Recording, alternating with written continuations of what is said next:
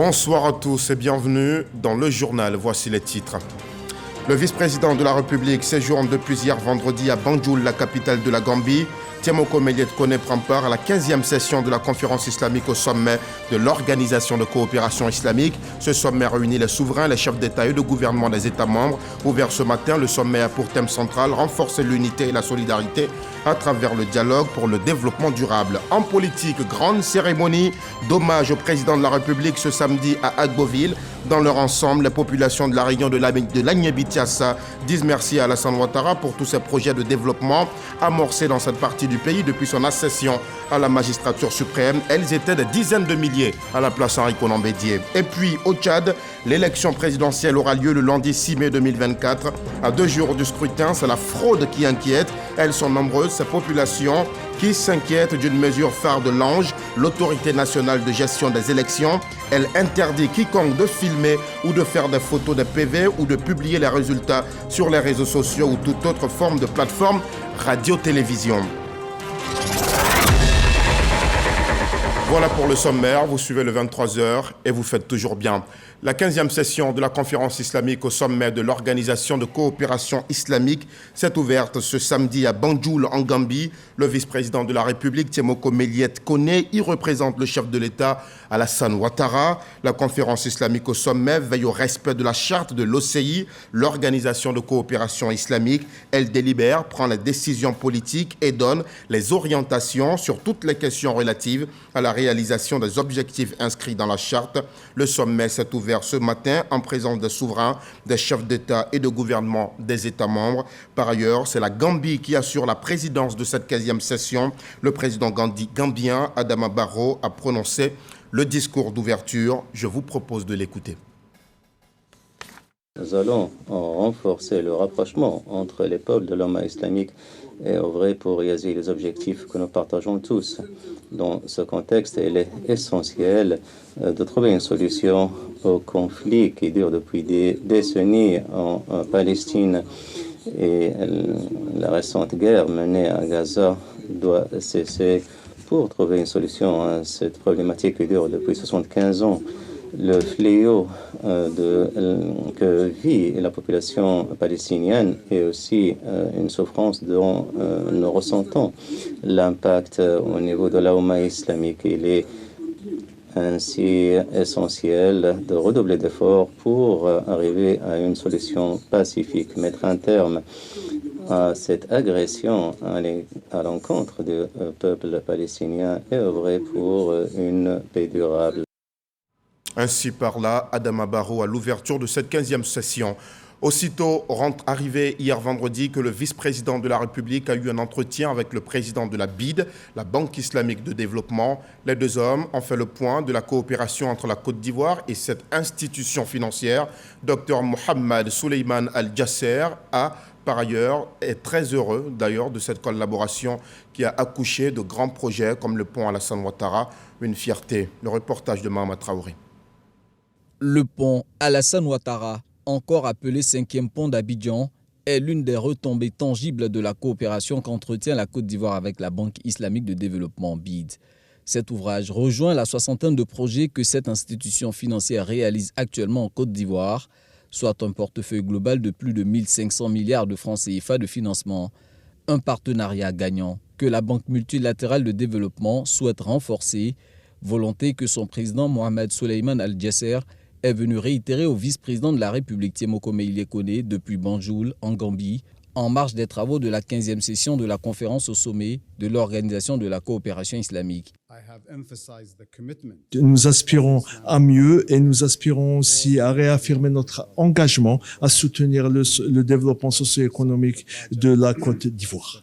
Nous avons aussi discuté avec Monsieur le vice-président de la relation avec la BID, mais surtout du leadership de son Excellence le président Alassane Ouattara, qui est une stature mondiale reconnue dans le monde du développement et économique, qui nous pousse et qui nous encourage toujours à faire mieux. Nous lui avons réaffirmé la continuité de l'assistance de la BID au développement de la Côte d'Ivoire. Nous souhaitons voir tout le temps la Côte d'Ivoire en paix et soutenir les pays environnants, et nous souhaitons aussi prospérité et paix pour la Côte d'Ivoire. Créée en 1974 à Jeddah en Arabie Saoudite, la Banque islamique de développement compte à ce jour 57 pays membres, au sein desquels l'institution se fixe pour mission de financer des projets d'infrastructure à fort impact social. Retour en Côte d'Ivoire, en politique, Agboville, Tiasalé, Sikansi et Tahabo disent merci à Alassane Ouattara. Les populations de ces villes de Lagnébi-Tiassa ont rendu un hommage ce samedi au chef de l'État. Elles sont reconnaissantes au président Ouattara pour la transformation amorcée dans leur région. La célébration a d'ailleurs mobilisé plusieurs dizaines de milliers de personnes. Place Henri Konan Bédié. Le Premier ministre Robert Begré-Mambé a assisté à cette cérémonie avec plusieurs autres personnalités de l'État. Le témoignage de Mahama Traoré. Ce samedi, la Domania s'est emparée de Agboville. Pagnes et t-shirts à l'effigie du président Alassane Ouattara. Des milliers de personnes venues des 4 départements déferlent sur le chef-lieu de région de Lagnébi-Tiassa. Un seul point de rassemblement, la place Henri Konan Bédié d'Agboville, où il fallait négocier chaque mètre carré pour s'offrir un siège ou même s'arrêter. Motif d'un tel engouement, une cérémonie d'hommage au président de la République Alassane Ouattara, à laquelle est venu prendre part le Premier ministre Robert Mambé Begré, le président de l'Assemblée nationale Adama Bictogo, des présidents d'institutions et plusieurs membres du gouvernement. Lagnébi-Tiassa se veut reconnaissante au chef de l'État en raison des nombreuses actions de développement réalisées dans cette région depuis qu'il est au pouvoir. Routes, écoles, électrification, adduction en eau potable, l'ensemble des investissements se chiffre à plus de 283 milliards de francs CFA, sans compter la promotion des cadres de la région parmi lesquels l'actuel ministre de la Santé, Pierre Ngou-Demba. Lagnébi-Tiassa dit vivre une nouvelle ère. Quand nous faisons l'inventaire et jetons un regard sur les années arrière, ici dans Lagnébi-Tiassa, nous mangeons le goudron, nous mangeons les ponts, nous mangeons les châteaux d'eau, nous apprécions fortement les désenclavements de nos localités, nous apprécions la progression des travaux qui permettent d'avoir l'eau courante, de l'électricité dans nos villages et quartiers. Bref, pour nous, les infrastructures et équipements réalisés nous permettent d'accélérer le développement, d'offrir plus d'opportunités pour les jeunes et favoriser l'autonomisation et l'épanouissement des femmes et faire reculer la pauvreté dans Lagnébi-Tiassa. Tout comme le fit le président Félix Houphouët-Boigny, il faut relever que c'est à la gloire de la Côte d'Ivoire, à sa force et à sa vaillance que toute l'âme et le destin du président Alassane Ouattara se consacrent. Oui, je voudrais dire haut et fort, au nom de toute la population de Lagnébi-Tiassa, président Alassane Ouattara, Nasser. Co-parrain de cet événement, les présidents des 2 chambres du Parlement ivoirien, Adama Bictogo et Kandia Camara, représentés pour l'occasion par la ministre Anne-Désirée Ouloto. Tous deux invitent les populations de Lagnébi-Tiassa à consolider ce lien avec Alassane Ouattara. Aujourd'hui, le désespoir est parti de Lagnébi-Tiassa. Aujourd'hui, les populations ici, vous démontrez que vous vivez dans l'espoir. Madame la présidente du Sénat vous demande de maintenir cette flamme, la flamme du vivre ensemble, la flamme de la cohésion nationale, afin de bien préparer 2025 pour que la Côte d'Ivoire ne soit plus jamais livrée aux mains des théoriciens qui parlent sans jamais apporter de solution aux problèmes des populations. Il est de ceux qui ont parlé et qui ont fait. Le président Alassane Ouattara demeure, au-delà d'être la boussole de l'Aïebi, il demeure l'homme des espérances. Il demeure l'homme de l'espoir. Il est pour nous, aujourd'hui, dans l'Aïebi, comme il a été hier, il le sera demain. Pour nous, non seulement la boussole, mais ce général qui conduit son armée, l'armée de l'Aïebi, vers le développement, parce qu'il existe pour nous, pour le développement. Remerciant les populations de Lagnébi-Tiassa pour cette mobilisation de grande envergure, le Premier ministre annonce un avenir prometteur pour cette région. La Côte d'Ivoire, telle que vous la voyez aujourd'hui, est respectée dans tout le monde entier. Mais ce n'est pas fini. Parce qu'il y a encore d'autres grands projets qui vont être réalisés dans toutes les régions. Par exemple, le train urbain qui va desservir l'axe nord-sud à Abidjan va arriver dans sa phase finale à Tomassé. Cela veut dire qu'on peut être à Agboville ici, quitter Agboville à 6 h du matin, et à 6 h 30, vous êtes à Tomassé. Et à Tomassé, vous pourrez prendre le train urbain. En moins de 30 minutes, vous êtes au port autonome d'Abidjan. C'est un grand changement qui se dessine. Mais ce n'est pas fini. Il y a encore d'autres projets qui concernent les jeunes, qui concernent les femmes, qui concernent les doyens, qui vont donner un autre visage à cette belle région qui est à la Niébi-Tiassa. Donc il m'a demandé de vous rassurer, parce qu'il est déterminé à offrir à cette grande région tous les projets qui vont faire de cette grande région une région extraordinaire. Le pacte entre l'Agnébi-Tiassa et Alassane Ouattara semble scellé. Les populations promettent de le démontrer à la faveur des échéances électorales de 2025.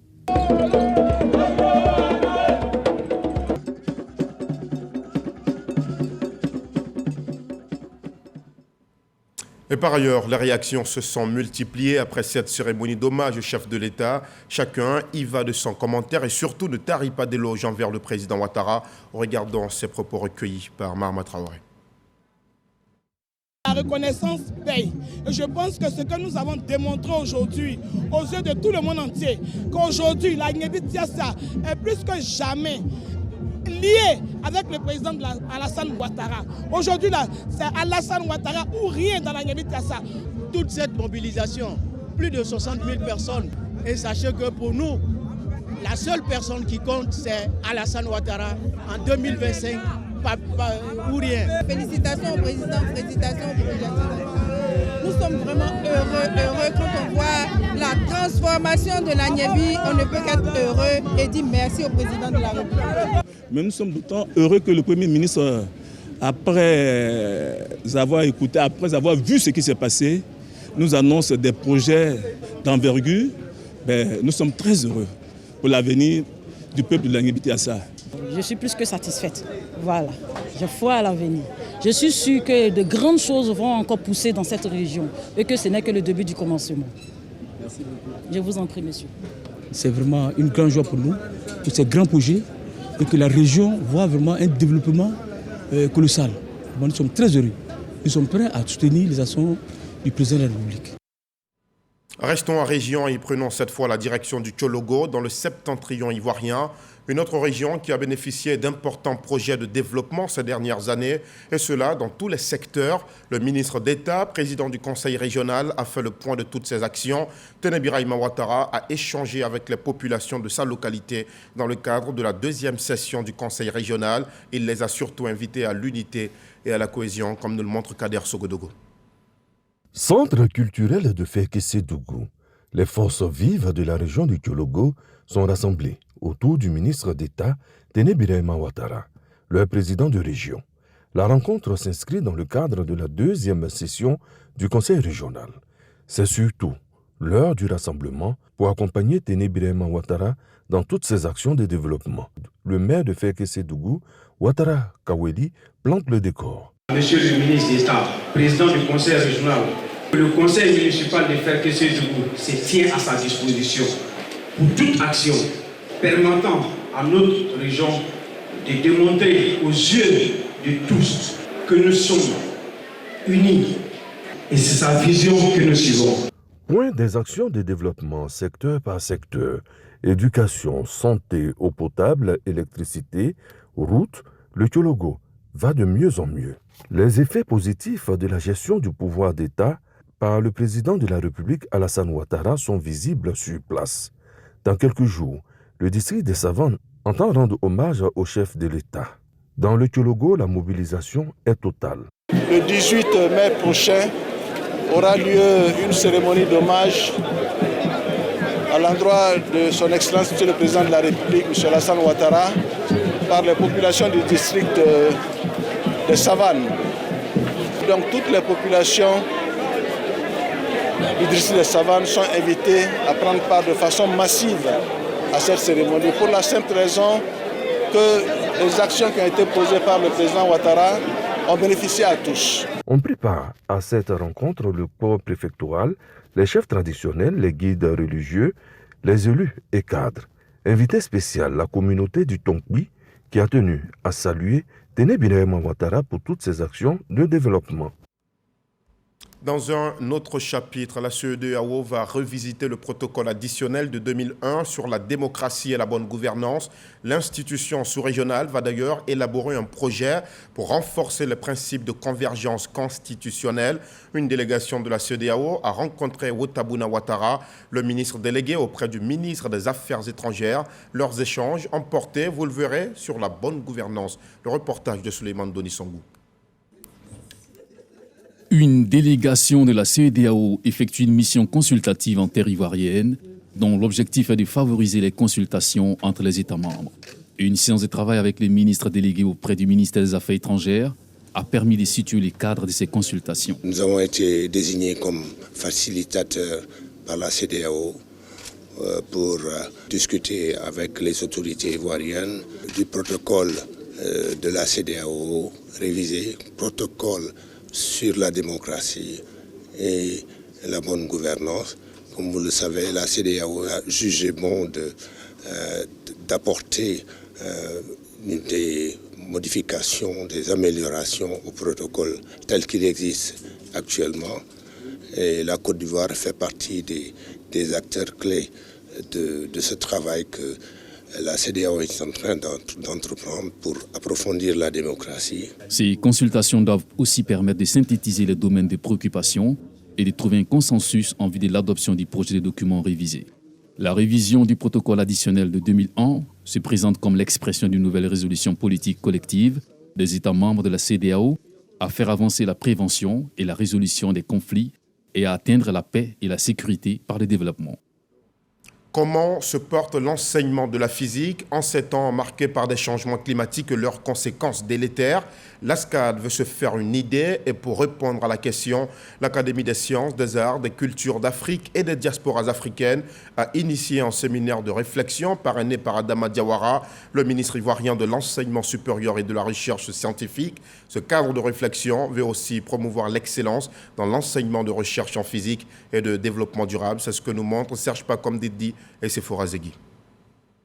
L'ASCAD veut contribuer à la lutte contre le réchauffement climatique à travers une séance de réflexion avec des experts du monde universitaire. Cette initiative de l'Académie des sciences des arts, des cultures d'Afrique et des diasporas africaines vise à promouvoir l'excellence dans l'enseignement de la physique et du développement durable. Les organisateurs de ce séminaire, ils ont choisi de sensibiliser sur le changement climatique, la transition énergétique.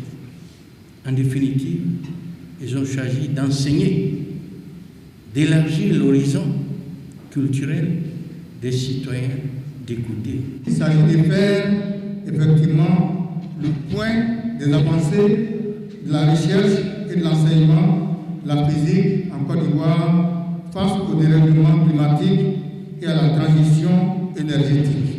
Le ministre de l'Enseignement supérieur et de la Recherche scientifique se réjouit de la tenue de ce séminaire. Le professeur Adama Diawara rappelle les efforts du gouvernement allant dans le sens de la transition énergétique. Le thème qui est débattu ici est un thème d'importance.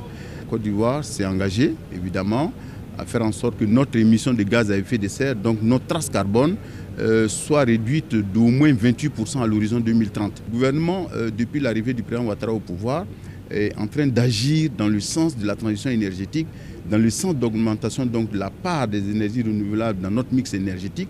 Démontrer que les outils de la recherche de la physique sont porteurs du progrès technique d'hier, d'aujourd'hui et de demain.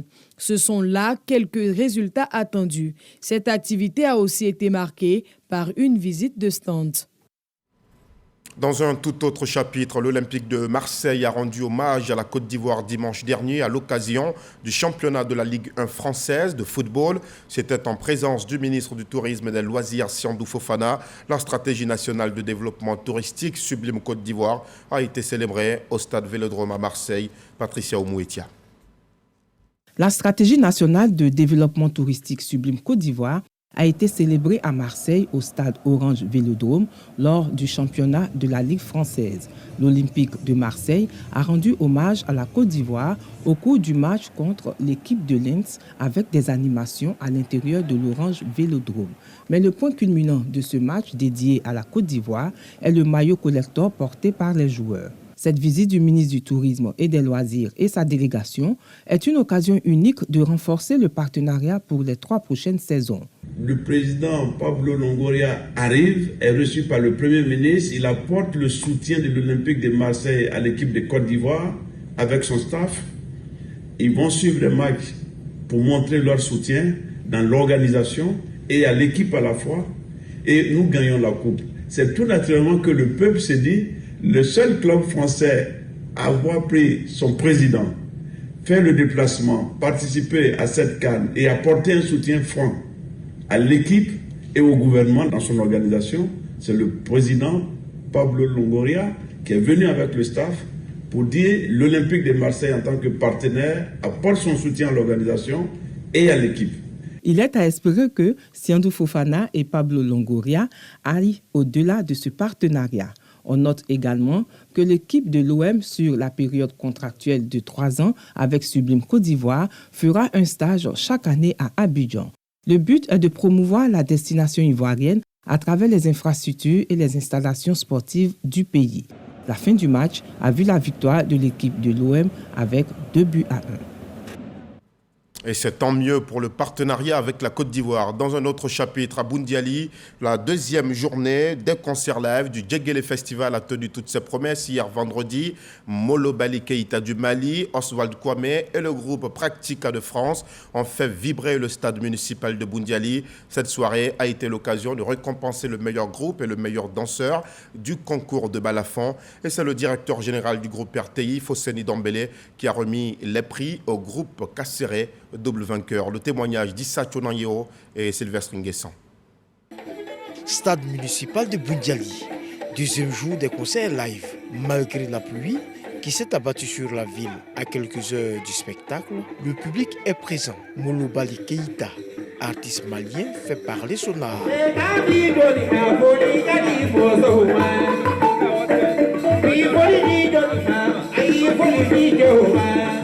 Pratiquant le balafon depuis 1974, il parvient à faire danser de nombreux jeunes.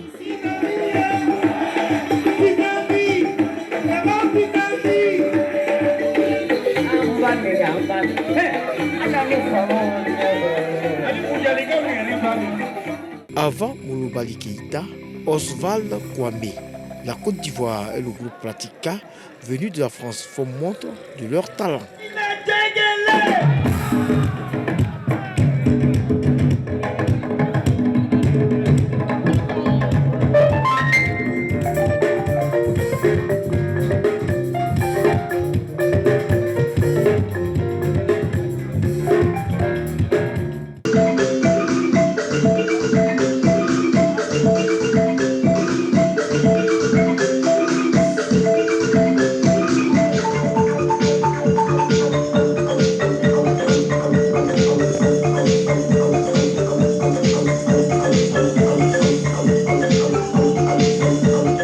Ce 2e jour des concerts live est mis à profit pour récompenser le meilleur groupe balafoniste et le meilleur danseur de balafon. À cet effet, le directeur général de la RTI, Fosseni Dambélé, remet les récompenses à la formation artistique traditionnelle de Kasséré qui a raflé les 2 prix. D'où la satisfaction du premier magistrat de la commune. Nous sommes contents et il s'agissait de 7 communes. Il faut saluer l'ensemble des communes. Je salue donc mes collègues maires pour leur dire tous qu'ils n'ont pas démérité. Le Djegele Festival, ouvert le samedi 27 avril dernier, prend fin ce samedi au stade municipal de Boundiali. En attraction, 3 artistes, Neba Solo du Mali, Aïcha Traoré de la Côte d'Ivoire et Zélédé Papara.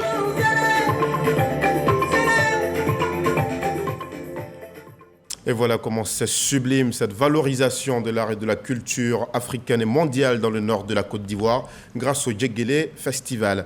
Dans l'actualité hors de nos frontières au Tchad, l'élection présidentielle aura lieu le lundi 6 mai 2024. À 2 jours du scrutin, c'est la fraude qui inquiète. Elles sont nombreuses à s'inquiéter d'une mesure phare de l'ANGE, l'autorité nationale de gestion des élections. Elle interdit quiconque de filmer ou de faire des photos des PV ou même de publier les résultats sur les réseaux sociaux et toute autre forme de plateforme radio-télévision.